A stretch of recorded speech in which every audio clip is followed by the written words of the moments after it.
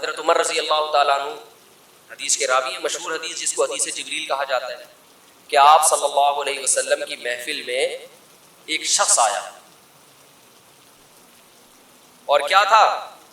شدید بیاض الثیاب، انتہائی سفید کپڑے اس شخص نے پہنے ہوئے، شدید سواد الشعر، انتہائی سیاہ بال، لا یرا علیہ اثر السفر ولا یعرفہ منا احد. کتنی عجیب بات ہے، کہہ رہے ہم میں سے کوئی اسے جانتا بھی نہیں تھا لیکن اس پہ سفر کے کوئی آثار تھے بھی نہیں. بہت عجیب سی بات ہے یا نہیں ہے کہ ایک بندے کے اتنے سفید کپڑے، جبکہ وہ اس محلے کا بھی پہلے تو اونٹوں پہ پیدل آتے تھے نا، تو بھائی میلے کپڑے ہوتے ہیں، کہتے پتہ نہیں کہاں سے آیا ہوگا، مصر سے آیا ہوگا، شام سے آیا ہوگا، کہیں سے آیا ہوگا.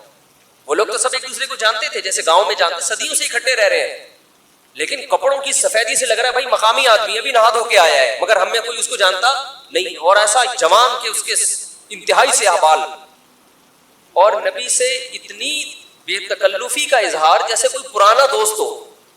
حتی اسند رکبتیہ الی رکبتیہ ووضع کفیہ علی فخذیہ، اپنے گھٹنے نبی کے گھٹنوں کے ساتھ ملا دیے، ایسے دو زانوں چپک کے بیٹھ گیا، اور اپنے ہاتھ اپنی یا نبی کی ران مبارک پہ رکھ دی.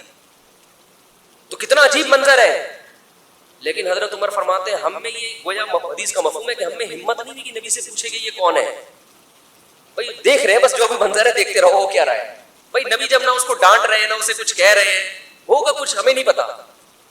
اور پھر آگے کیا فرماتے ہیں کہ نبی سے سوال پوچھا، یا محمد اخبرنی عن الاسلام، آپ مجھے بتاؤ اسلام کیا ہے.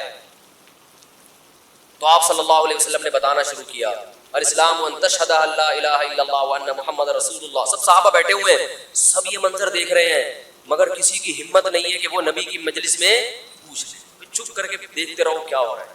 ہم ہوتے ہیں 20 دفعہ درمیان میں پہلے اس کو گریبان سے پکڑ کے باہر نکالتے ہیں، تو ہے کون، کس سے پوچھ کے آیا ہے، وہ تو پہلے بتا، تو تیرے کپڑوں پہ نہ کوئی اثر ہے، جن تو نہیں ہے کہیں. بھائی دیکھ رہے ہیں کہ جب نبی کچھ نہیں کہہ رہے تو سب سے زیادہ اعتراض کس کو ہونا چاہیے تھا؟ نبی کو. تو نبی ہم سے زیادہ جانتے ہیں، تو جب وہ خاموش ہے تو ہم بھی کیا کریں؟ چپ کر کے بیٹھے رہے، آرام سے خاموشی سے بیٹھے رہے. اور پھر کتنا عجیب منظر کہ گھٹنے نبی کے گھٹنوں مبارک کے ساتھ ملا کے پوچھ رہے ہیں کہ اخبرنی عن الاسلام، آپ بتاؤ مجھے اسلام کیا ہے. تو آپ نے فرمایا اسلام یہ کہ گواہی دو کہ اللہ کے سوا کوئی عبادت کے لائق نہیں اور محمد صلی اللہ علیہ وسلم اللہ کے بندے اور رسول ہیں. وتقیم الصلاۃ وتؤتی الزکاۃ وتصوم رمضان وتحج البیت ان استطعت الیہ سبیلا. رمضان زکات دو، رمضان کے روز نماز قائم کرو، زکات دو، رمضان کے روزے، اور استطاعت ہے تو حج کرو. فرماتے ہیں اس نے کہا صدقتا، اے محمد آپ نے سچ کہا. حضرت عمر کہتے ہیں ہمیں اور عجیب، فعجبنا یسألہ ویصدقہ. بھائی سوال بھی پوچھ رہا ہے اور خود ہی کہہ رہا ہے سچ کہا. تو یہ تو امتحان لینے کے لیے آیا ہے، اور امتحان کس کا ہو رہا ہے؟ معاذ اللہ پیغمبر صلی اللہ علیہ وسلم. بھائی جو سوال پوچھتا ہے وہ یہ تو نہیں کہتا کہ آپ نے جواب بالکل صحیح دیا، اس کا مطلب آپ کو تو پہلے سے پتا تھا، پوچھ کیوں رہے ہم سے. لیکن کسی صحابی میں یہ ہمت نہیں ہو رہی کہ نبی کے محفل میں سوال پوچھے کہ یا رسول اللہ جب یہ پوچھا کیوں اس نے، یہ تو معاذ اللہ آپ کا امتحان لینے آیا کوئی. پھر اس نے پوچھا، جبریل، بعد میں پتا چلا وہ فرشتے جبریل علیہ السلام نے. پھر پوچھا کہ مل ایمان کیا ہے، مل ایمان. انہوں نے آپ صلی اللہ علیہ وسلم نے فرمایا ایمان یہ ہے اللہ پر، اس کی کتابوں پر، اس کے رسولوں پر، اس کے فرشتوں پر، آخرت کے دن پر، تقدیر پر ایمان لایا جائے. صدقتا، اس نے سچ کہا. پھر انہوں نے پوچھا کہ احسان کیا ہے. پھر آپ نے فرمایا تعبد اللہ کأنک تراہ فإن لم تکن تراہ فإنہ یراک. اللہ کی ایسے عبادت کرو جیسے تم دیکھ رہے ہو، کیونکہ وہ تو تمہیں دیکھ رہا ہے. صدقتا، اس نے کہا بالکل سچ کہا. متی الساعۃ، قیامت کب آئے گی؟ تو آپ صلی اللہ علیہ وسلم نے یہ نہیں فرمایا لا ادری، مجھے نہیں پتا، کیونکہ آپ کو معلوم تھا کہ جیسے مجھے نہیں پتا سامنے والے کو بھی نہیں پتا. سمجھ رہے؟ یہ کسی کو بھی نہیں پتا. تو یہاں آپ نے جواب میں یہ نہیں کہا مجھے معلوم نہیں ہے، بلکہ آپ نے بتا دیا کہ جیسے تمہیں معلوم نہیں ہے، یہاں تم صدقہ نہیں کہہ سکتے، جیسے مجھے معلوم نہیں ہے تمہیں بھی. اس لیے آپ نے فرمایا مل المسئول عنہا بأعلم من السائل. عربی بڑی خاندانی زبان ہے، خدا کی قسم. عربی جو ہے نا بڑی پیاری زبان ہے، کسی کو صحیح آتی ہو تو عربی کی بلاغت کا عربی میں ہی مزہ ہے. مل المسئول عنہا بأعلم من السائل، جس سے پوچھا جا رہا ہے تو پوچھنے والے سے زیادہ نہیں جانتا. جس سے پوچھا جا رہا ہے، وہ پوچھنے والے سے زیادہ نہیں جانتا. قرآن کی بعض آیتیں ایسی وجد والی ہیں نا کہ مزہ آتا ہے ان کو پڑھنے میں. جو موسیٰ علیہ السلام کو اللہ نے کہا تھا نا قُلْنَا لَا تَخَفْ إِنَّكَ أَنْتَ الْأَعْلَىٰ, اس کا اردو میں ترجمہ نہیں بنتا. موسیٰ علیہ السلام کے سامنے جب جادو کرتے نا تو جادوگروں نے ہزاروں لاٹھیاں پھینکی, سانپ بن کے حضرت موسیٰ کی طرف دوڑنے لگے. قرآن کہہ رہے فَأَوْجَسَ فِي نَفْسِهِ خِيفَةً مُوسَىٰ, موسیٰ نے دل میں کیا محسوس کیا؟ خوف. دیکھو قرآن کے الفاظ یہ نہیں ہے کہ موسیٰ گھبرانے لگے, کیونکہ اگر گھبرانے لگتے نا دشمن پہ روب ختم ہو جاتا, دشمن کہتا ہار گئے. قرآن دل کی کیفیت بیان کر رہے ہیں. موسیٰ نے گویا اپنے ظاہر پہ کنٹرول کیا ہوا تھا, سمجھ رہے ہیں؟ ظاہر پہ کیا کیا ہوا تھا حضرت موسیٰ علیہ السلام نے؟ کنٹرول کیا. مجھے بالکل گھبراہٹ نہیں ہے, لیکن قرآن دل کی کیفیت بیان کر رہا ہے. دل میں کیا تھا؟ خوف. یہ بلاغت ہے. فَأَوْجَسَ فِي نَفْسِهِ, خافا موسیٰ نہیں ہے, موسیٰ خوفزدہ ہو گئے. اس لیے ہم کہتے ہیں نا فلاں خوفزدہ ہو گیا, تو اس سے یہ متبادر ہوتا ہے کہ یعنی دیکھنے میں ایسا لگ رہا تھا کیا ہو گیا, اس خوف کے آثار دل سے کہاں آئے؟ جسم پہ. حضرت موسیٰ نے اپنے اوپر کنٹرول کیا کہ یہ اتنا بڑا مقابلہ ہو رہا ہے اسلام اور کفر کا, ایمان اور کفر کا, کہ اگر میں گھبرانے لگا نا ان کے سامنے تو یہ ان سے ان کا مورال کیا ہو جائے گا؟ بلند.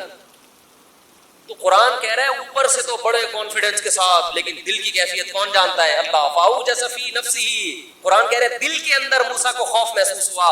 قُلْنَا, ہم نے کہا, ہم نے کیا کہا؟ دل کے اندر وحی کی اللہ نے. دل گھبرا رہا ہے تو دل میں وحی کی, لا تخف, اے موسیٰ خوف مت کر, انک انت الاعلیٰ, آج کے دن تو ہی غالب ہوگا. یہ نہیں کہا انک الاعلیٰ, نا, انک الاعلیٰ نہیں کہ تو غالب ہوگا. انک, دیکھو انکا کا معنی بھی وہی ہے جو انکا انتا ہے. کا مطلب بھی تو, انتا کا معنی بھی تو. تو جب ایک دفعہ کا کہہ دیا تو دوبارہ انتا کہنے کی کیا ضرورت ہے بھائی؟ ابے چھوڑو یار, رہنے تو تم لوگ کو بہت مشکل ہے بات. مجھے مزہ آ رہا ہے نا اس آیت میں, وہ آپ سوچ بھی نہیں سکتے. قرآن یہ نہیں کہہ رہا انک الاعلیٰ کہ تو کیا ہو جائے گا, تو ہی برتر ہوگا, تو ہی غالب ہوگا. انکا انتا, یہ تاکید کے لیے, اے موسیٰ تو, صرف تو, ٹھیک ہے نا, اکیلا. الاعلیٰ, اور اعلیٰ بھی نہیں ہے. اصولی طور پر خبر پر الف لام داخل نہیں ہوتا. گرامر کے لحاظ سے اصولی طور پر انکا انتا اعلیٰ ہونا چاہیے, یا انکا, سوری انتا نہیں, انکا اعلیٰ. مبتدا معرفہ ہوتا ہے, خبر کیا ہوتی ہے؟ نکرہ. سمجھتے نہیں ہو بات؟ جب پڑھو گے نہیں رات کو تو سمجھو گے نہیں بات. انکا اعلیٰ ہونا چاہیے, اے موسیٰ تو غالب آ جائے گا, یہ مطلب ہوگا جیسے ترجمہ اس میں. اللہ نے اعلیٰ پہ الف لام لگا دیا.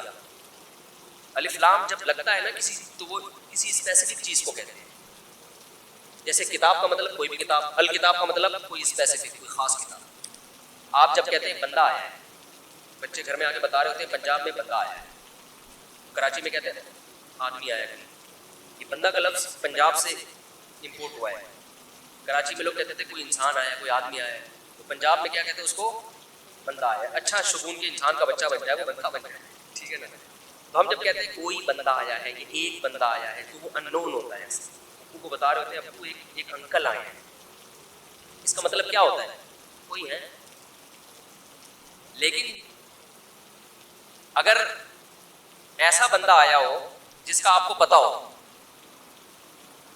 یعنی پہلے آ چکا ہو اور آپ اس کے انتظار کر رہے ہو, وہ اسپیسیفک وہ بندہ آ چکا ہو, تو عربی میں کہیں گے البندہ. بندہ عربی کا لفظ نہیں, لیکن میں سمجھانے کے لیے, جا رجل یو سڑے راغلے, یو سڑے کہیں گے, یو سڑے راغ, موقع دے کے بھاگ لے. ایک بندہ آیا, جا الرجل, اس کا مطلب وہ ایک مخصوص بندہ ہے جس کا پہلے سے آپ کی کھوپڑی میں تصور ہے. تو قرآن کہہ رہا ہے انکا انت الاعلیٰ.